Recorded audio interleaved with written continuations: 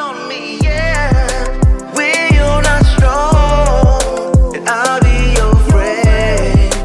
I'll help you carry on. So for me, it was always like when we have like, you know, the teacher have to say their names. They were like Eduardo, Ibacache. They couldn't pronounce the Ibacache part. Yeah. Yeah, like Eduardo, Ernesto, blah, blah, blah, Rodriguez.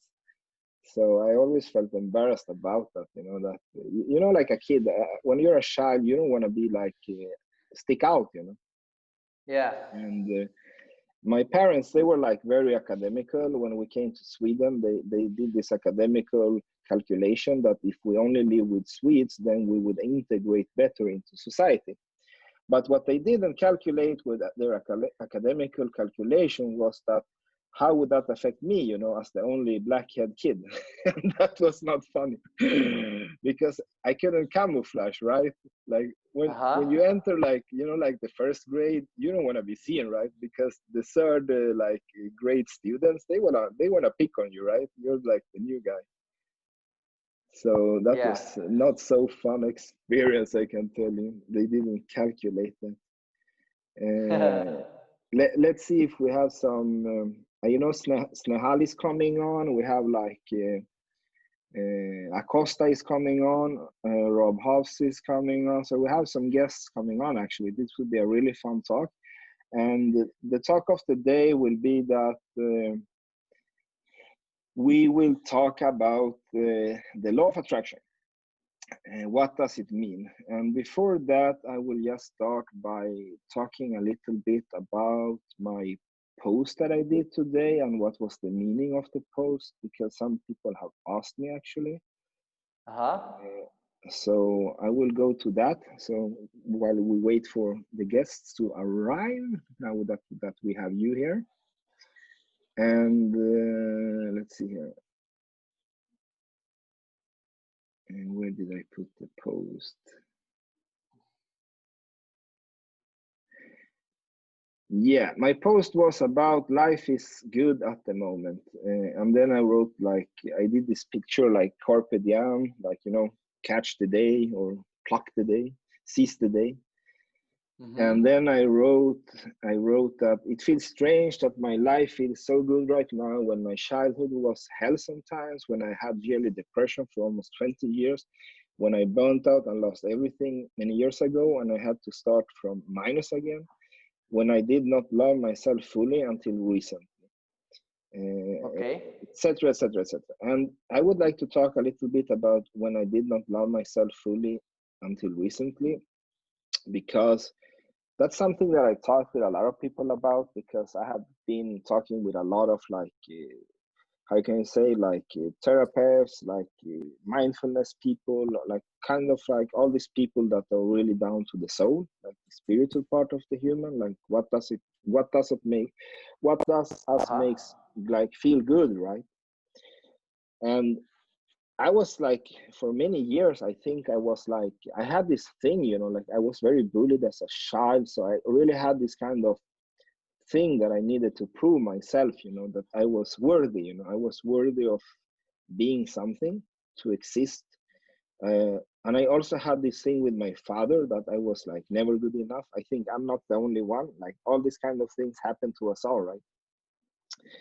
Anyways, and during the years, like I thought, and people like around me thought, like, okay, Eduardo, he's like so strong, he can do anything he wants and stuff like that. But inside me, I was not so strong actually, because I doubted myself all the time. Like I needed to achieve more.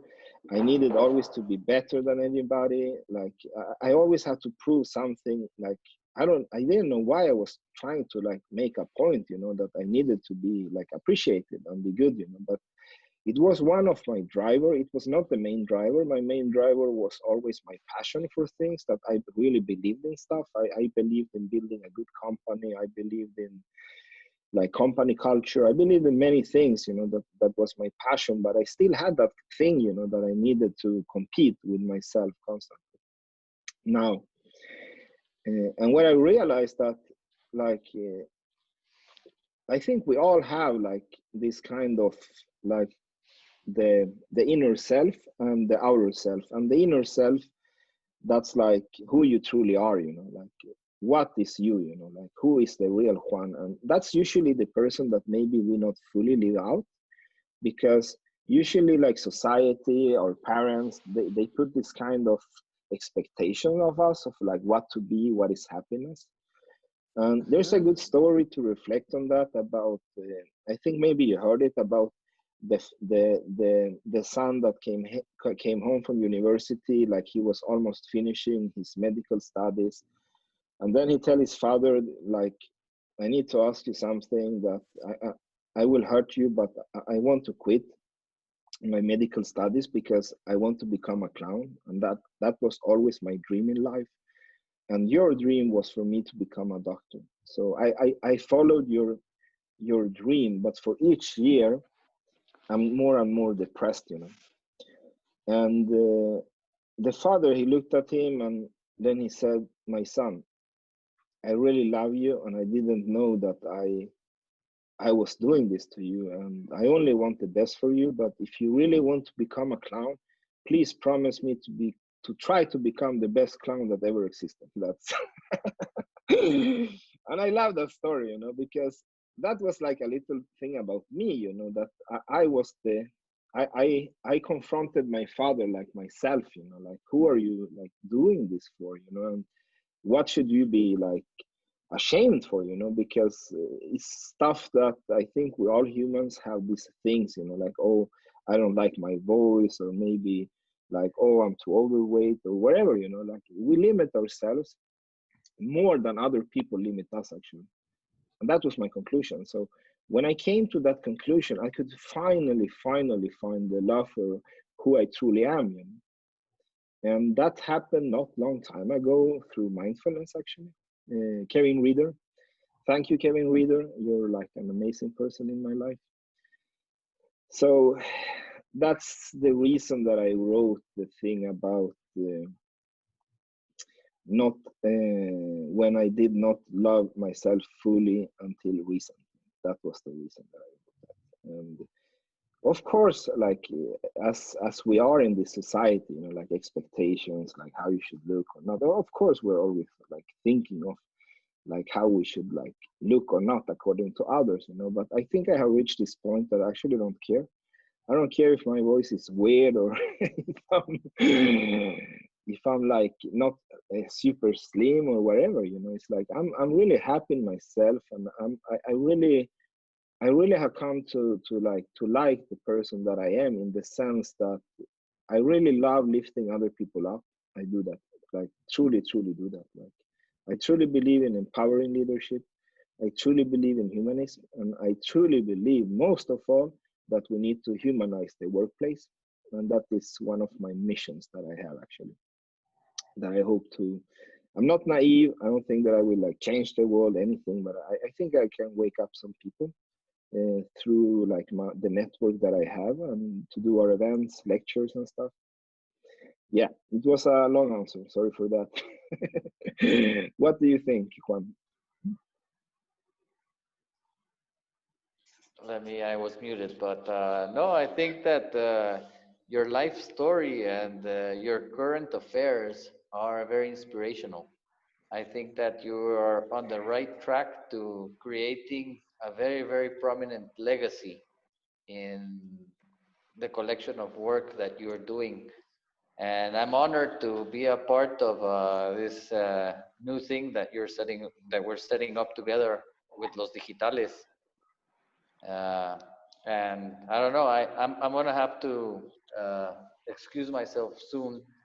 So I don't know if you want me to say my few words on the subject of the law of attraction.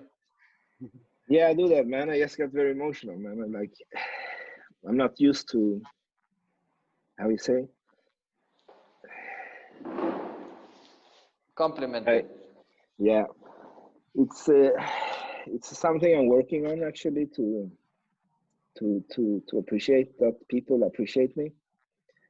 But it's hard, you know, when you live the life of the opposite, you know. Sometimes. But you'll get Okay. there, man. Anyway, my 2 cents on the theory of the law of attraction. I am very spiritual, and I am also very scientific.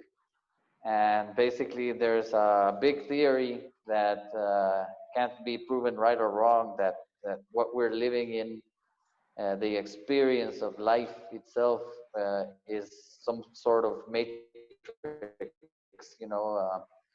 Basically everything that we feel, see, and do, and how we interact with the world is very, very digital. Our brain is basically a computer, and our body has the means to, through the senses, give us the capacity to analyze data, in the means of pixels through our eyes, making images, smells through our nose, taste through our mouth, sound through our ears.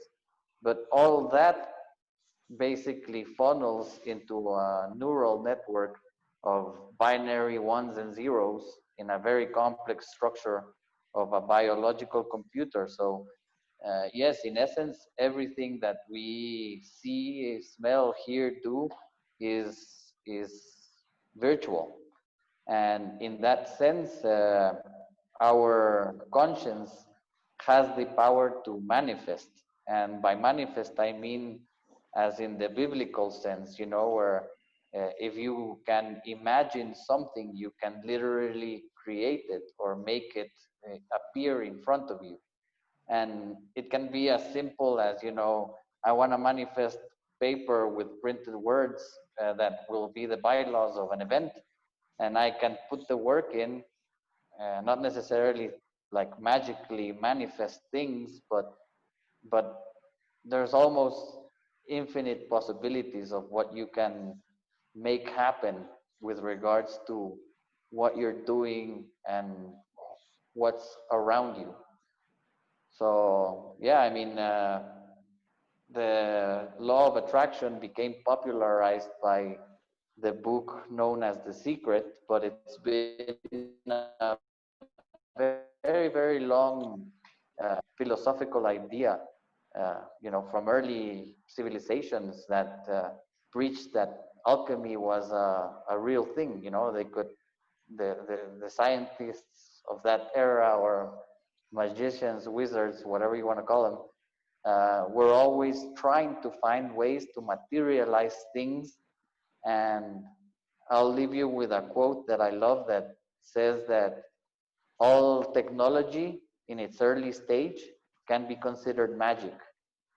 And in the same way, the power to manifest and the law of attraction to create your reality in the way you most desire is completely possible. So go and create these amazing worlds with the amazing communities. That's beautiful, brother. And I really, I'm so thankful for like meeting you, because for me, you're like so many, like so many people I see here. For me, was like the law of attraction. Like we just chatted, we just like I felt instantly with each one of you, like, but there was something there, like just writing, like, and I could feel it, like there is something more here, and I wanted to explore it, and I don't know if like it's the words that like were communicating to me, or was it the person, but for each person, I really felt that, like it was meant to be. I truly believe in destiny.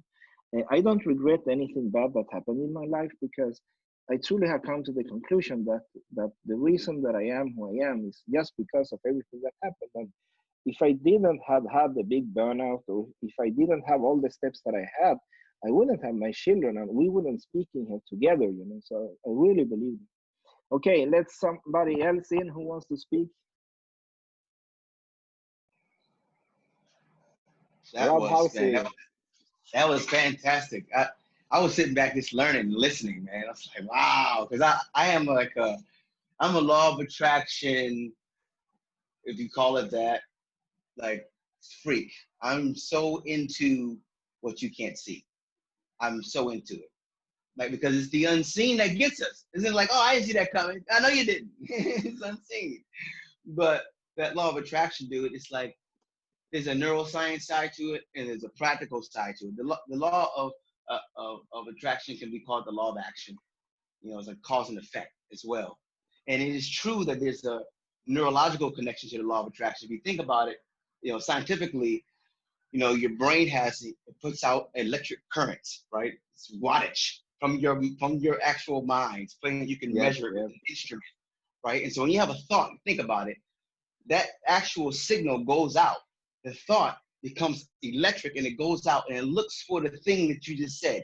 Now, if your heart is involved, the heart has an electromagnetic pull. So your mind goes out and thinks about it. And if you put your heart on some compassion or some love or something that makes you feel good, then your heart gets involved with the thought. And now you begin to go out and pull. Yeah. And eventually you begin to have what you've been thinking about and feeling about. Isn't that what we all have? We all have right in our area, right in our circumference, right on this Zoom, our algorithm has brought to us what we've been putting out. And so, Eduardo, man, like you, the law of attraction, you always care about people. You've always cared about people. And you can tell by your heart.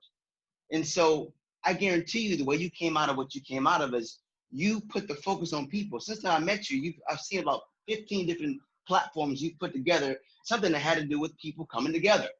People. That was what got you out. So the law of attraction is real because the law of action is real and it served you what you were asking for. And so let's put it in a practical sense.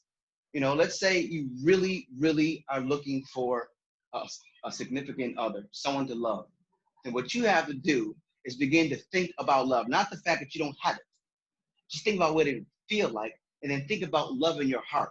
Just think about in your mind what you want it to look like. Envision what you want, but then in your heart, just have compassion. Think about people that you've been given to. Think about someone that you serve.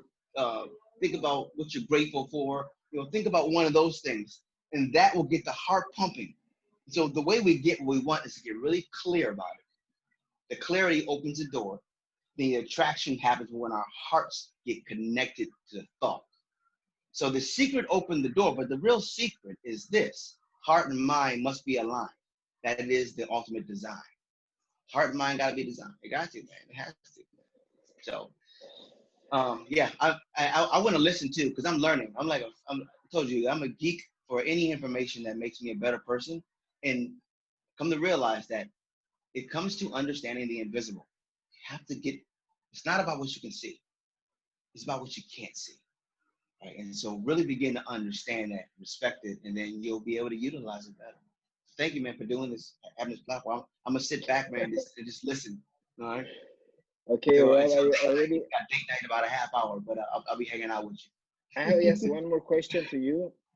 How come that you and me we connected like in 1 second without ever meeting like in real life, and we just like brother, I mean, it was like from 1 second. Like how can that happen? Like through internet? How is that even possible? Like, man, hearts are aligned, like what we were just talking about. So I'm for the same thing you're for. I'm for the betterment of people. I call myself an empowerment artist. It's a new thing, right? I'm an empowerment artist and a humologist. It's two new things, right? We're in a new era. But an empowerment, man, I care about empowering people. Like, and empowering is just everybody has the ability to do whatever they can do, whether it's sport, it's business, beating addiction, whatever it is. You know, better your marriage. Everyone has the power. But finding it, that's the magic. I'm into that. You're into that. So the moment I met you, I was like, oh, that's just coming off of you. So, you know, naturally we have more conversations. So we need to just convince more people, right? Wake more people up, right? They're waking up. This is the mindfulness era. This is classified as the mindfulness era. We have had eras, and we've had eras and we've had ages, right? We had the agricultural age, the industrial age, the information age. Okay, well, this is the mindfulness era in the digital transformation age, ladies and gentlemen. The mindfulness era in the digital transformation era. Digital transformation means something like, I don't know, Twitter announced 6 months ago, all employees can work from home forever. Like, this is a new thing, right? Everything is becoming digital, which is making us more connected. We wouldn't have had this kind of conversation if digital wasn't rising. So in the mindfulness era, in the digital transformation age, that means, brother, that we can actually get our minds connected just like that. Look at what we can do. with communication across the world. Law of attraction is we're about to do something. So there's Yeah. some serious stuff here and go down, man. There's a whole Here, lot of energy connected. here's another law of attraction story to that is that 2 hours ago, I thought to myself, I'm home alone with the kids, they're sleeping. What should I do? And I went, hey, maybe I should do a live with my friends. And now we're here. Like, it's incredible. Like, we have you, we have Enrique Costa, we have like, we have all Juan, all the amazing people. Like, Erika Garcia is here. How is that even possible? Like, we didn't pre-record. It's like no plan. It just came, right? That is the connection I think that we have, like in our community, right? And I think we need to bring more people on board, because I was having this talk about that we need more people into positivity, because that is what will make the change. I know that you, Rob, you're preaching this all the time, and really love to hear you when you talk about that. So thank you, my friend. Maybe next year we will meet each other, and now we will get the next speaker. Who wants to go on now? Just put the camera on and I can go. So first, thank you for messaging and saying that, let's hop on to that call, because I think it's amazing to just connect. Okay. And I got to see the faces of people who I've seen you tag so many times, like Erica and I've seen you, nearly tagged on many posts, and I'm like, okay, I can now attach a face to it, which I'll remember. So thank you. And I think that is what I felt I wanted to add, when Rob was saying as well, is we all vibrate at a certain level, and depending on how we all think, I think we end up connecting with each other where we feel that instant connection. And I think that is the best way law of attraction works. You attract depending on where you're vibrating at, what level are you vibrating at, and how much your frequency is increasing depending on your thoughts. So that's what law of attraction for me is. And it actually comes down to a very simple line, which I always say, and you've probably heard me say that a lot of times. I have learned that if we all are children of this universe, and we have been born in this universe, which means I'm a child of this universe, then don't I deserve everything that is abundance of this universe? That's what we get hereditary from our parents, right?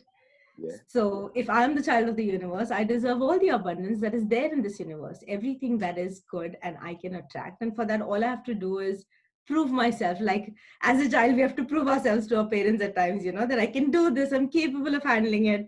And that's all law of attraction for me is. It's like everything in this universe does belong to me. All I have to do is I have to just keep doing what I'm supposed to, so that I get what I work for. So yeah, that's all I wanted to add. So thank you, Eduardo, for That's great. That is great. yeah. Thank you, Rob.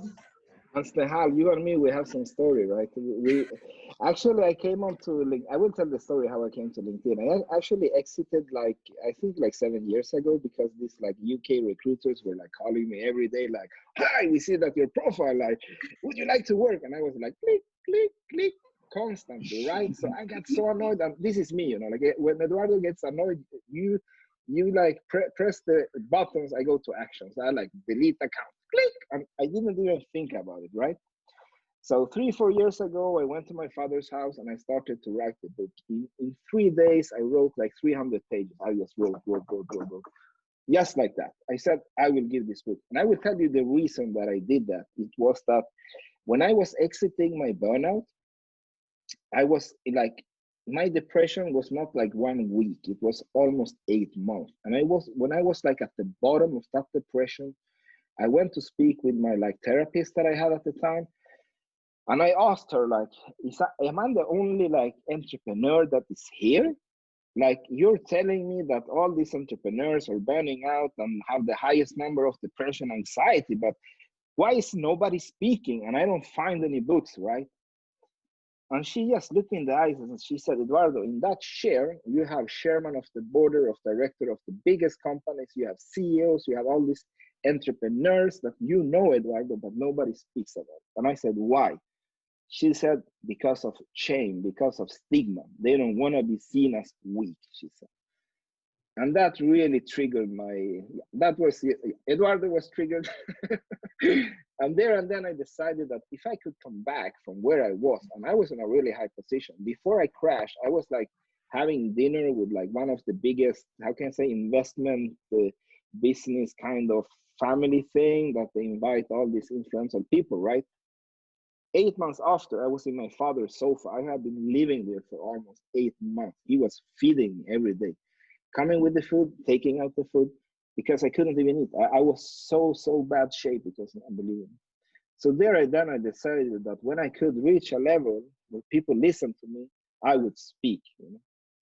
So I wrote this text and I went to a publisher and talked about this is what I have, and they said, "But you have, Eduardo, you have no followers." I'm like, "What followers are you talking about? Like, you need to be on LinkedIn because your text is for like leaders. It's for like these people. They will listen to you, but they're not following you. You have no name." And I was like, "Okay."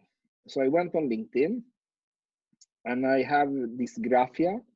It means I have a spelling disorder that I was always like harassed by the spelling police when I put my text online. And I even wrote, do you remember the post that I did to the spelling police? And I wrote spelling police with only one L. That was hilarious, right? Anyways, 1 year I started to share like some stuff about how do you recruit better, like light stuff, right? And 1 year ago, I like, okay, now I will go all in. Then I wrote the article, how I found my inner peace, that went viral. It has like 600 likes and stuff like that. And I said I need to have a writing coach to be able to finish this project, because I have so much other things that I find funny, like talking with you guys, to start new organizations, and I connected with Snehal. And without speaking one single word with Snehal, I knew it was her. I knew it was her. I can't, that is the law of attraction for me. I can feel when that person is the right person, when it's magic, because life is so short. Life is so short. Imagine if the world have existed for 24 hours, humanity have existed 2.5 seconds.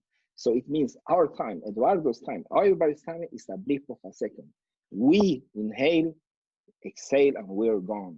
That is how short life is.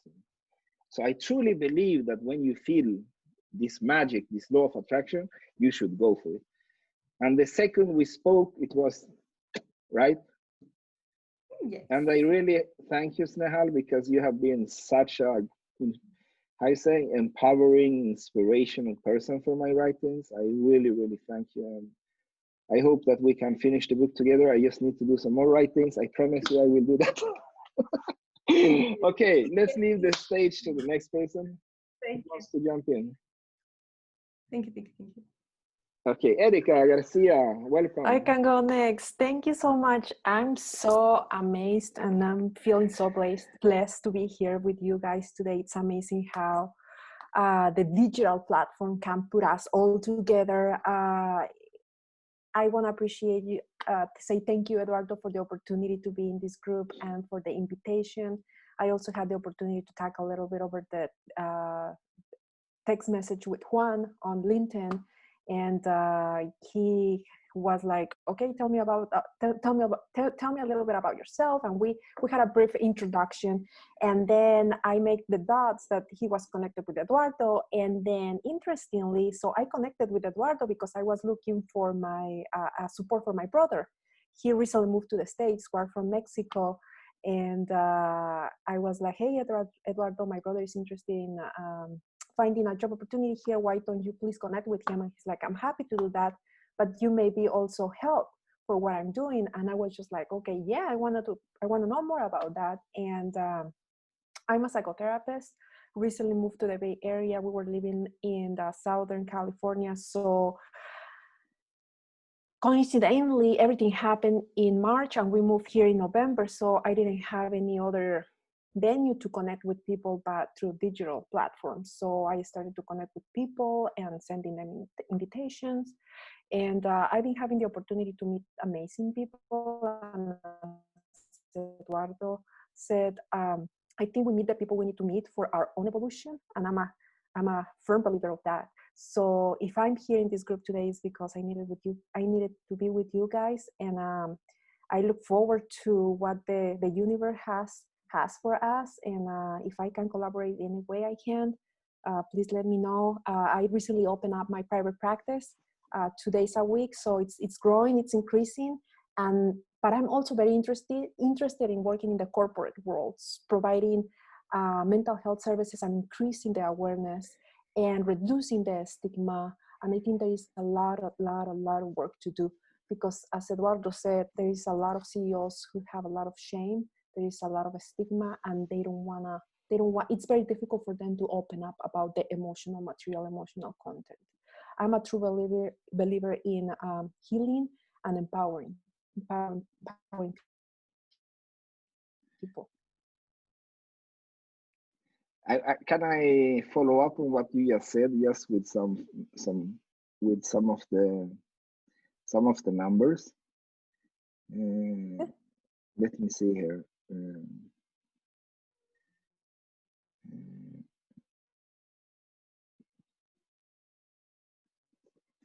Okay, but we have all seen the numbers, right? Because we all seen the studies, the research, like the one that I sent from Karolinska Institute, like how many leaders that are experiencing stress, anxiety, like continuously, and it's so high numbers. It's incredible. Like I think like 30 something people are on the brink of burnout every day.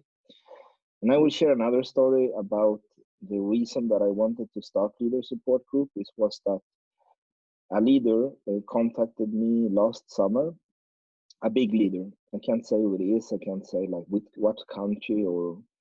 Anyways, this leader talked to me and he said that he usually got this period when he didn't feel good. He got depressions. And then I asked him, like, how do they help you with this thing? Like, you're this leader, right? And for this big company. Now, we're talking about a billion company. We're not talking about like a small IT company, right? So, and I asked him, like, how does the board of director and how does HR like help you? And he said, Eduardo, I'm a leader for this $1 billion company. I can't go around and say that I'm in a depression.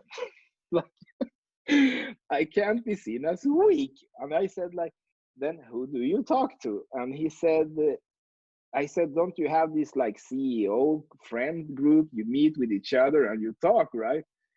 And then he looked at me and said like something like, I can tell my competitor that I'm depressed. Like that would be even worse, right? I would prefer to. And I got so provocated what he was telling me. So I realized that they have nobody to talk to, because we like employees can always talk about the leader, right? But who does the leader talk to? Who do he talk to? Who can a leader in a top Fortune 500 company say that they're feeling bad? And this is something that I will tell you, and this is what annoys me the most. Humanity, we have all these things. We have anxiety, we have depression, we have ADHD, we have bipolar disorder. We have all these kind of things that is part of humanity. It's there. It's not normal. It's like it doesn't exist normal people and normal people. There is only normal people, right? And some people, they have like diabetes, so they say, okay, you need to take insulin, right? Some people suffer from depression, anxiety, right? So they need to handle that. But you don't go around and say, like, if you have like diabetes or you have an injury in your back, you don't say I'm body ill. So why do people say I'm mentally ill? Like, you're not ill in any way, There's nothing wrong with you. You're like a human. I will tell you what ill is. Ill is a leader. For me, it's a leader that like, how can you say, that sexually abused or something because he can, That's a sick person, And this is something we need to change. We need to change the stigma of that is something that is seen that I need to hide, to something that is just natural. And if a leader can't be seen as a human, how can the project manager that is in the brink of burnout ask for help? Because the leader is a Superman. We're following a Superman. So it means you want to be who you follow, right? You also will want to be a Superman. And there is no Superman and Superwoman. There is only humans. The title doesn't mean anything. We remove all the titles. We remove all this stuff, like the nice clothes or wherever. It's only humans. It doesn't exist anything than humans for me. That is how I see it. And that triggered me to go and start this group that we're building. And thank you so much for participating in that work to create awareness about humanizing the workplace. and I'm just the messenger. I'm just the guy that write and talk, and you are the expert. So we make that clear. Okay, who wants to go to the stage? Thank you so much. And your brother, tell him that el domingo vamos a hablar, ¿ok? Yo lo voy a ayudar. Octavio, amigo. Si puedo, if I can, I'll go before I have to hop off here. But it's nice to meet you all. Erika, te mando un mensaje ahí, so hopefully we'll connect. And I also sent to the other groups. Lorena Acosta, by the way, is saying hi. She wanted to join, but she can't. She's in a workshop. But Lorena said that we should post the video so she can watch it, right? There's a lot of people that hopefully want to watch this session because it was magic. Yeah, I saw her pop in and out. You know, it's funny when you asked for me to join and the topic, the law of attraction. I love to see things as nature displays it, right? Nature displays all of the qualities that we should have, but for some reason or another, we just can't. And I started thinking about law of attraction in terms of water. Water flows. It doesn't. You don't necessarily need to tell the water where it goes. It actually just goes where it needs to go. Usually, most people will say, well, that's the path of least resistance. Well, the path of least resistance is the only path that allows you to flow freely. What we cause in our life is a lot of obstacles and frictions, right? There's a lot of obstacles. We ourselves put them, right? Well, let me tell you that when we're born, there are no frictions. Yep. There is no friction. A child learns how to walk because they feel invincible. There's nothing holding them back until adults say, I know, no, don't do that. Don't go over here. Don't go. And we start putting barriers, right? And so those areas of frictions create fear. And now we're introduced to fear, right? So it's not that we create them. Sometimes they're introduced. It's whether we want to accept them or not, right? If we accept them, they become our fears and our restrictions. If we don't, we press on. So back to water. Water just flows freely. And law of attraction is just like water. It flows to where it needs to flow, regardless of anybody else. When you get people to try to navigate the flow, then what you've done is you've restricted the normal flow of water. You're guiding it. And when you guide it, you bring all your baggage with it, right? So is it attraction or entrapment? Because attraction lets you flow free. There is no fear. There is nothing holding you back. But if it's entrapment, there are things that are already set up for your failure, right? Is it feeling or is it movement? Because the law of attraction is a forward moving thing. So you're going to feel it, but not in the sense of sometimes when people say, oh, I feel that I'm attracted to the, you could be entrapped by that feeling, not attract, because some people come together and it just was not ever meant to be. Right. And that's why you get so many breakups and so many divorces. They confuse entrapment for attraction, and then they get into something that they should have never been. Is it empowering you or is it suppressing you? So the law of attraction allows you free movement and it empowers you. I love that. And that's what we have. We have a group that is allowing free movement and is empowering each other.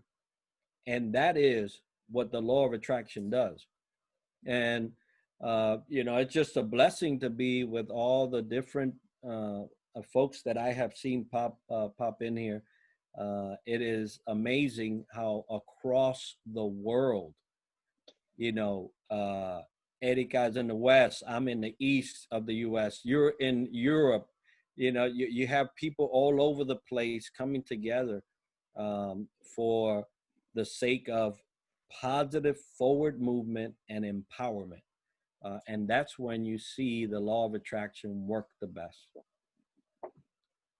I have to reflect on that. Like I have one of my favorite like quotes like ever. If I have to choose, like let's say like okay, pick one, I have to say "Be Water" by Bruce Lee. Be water.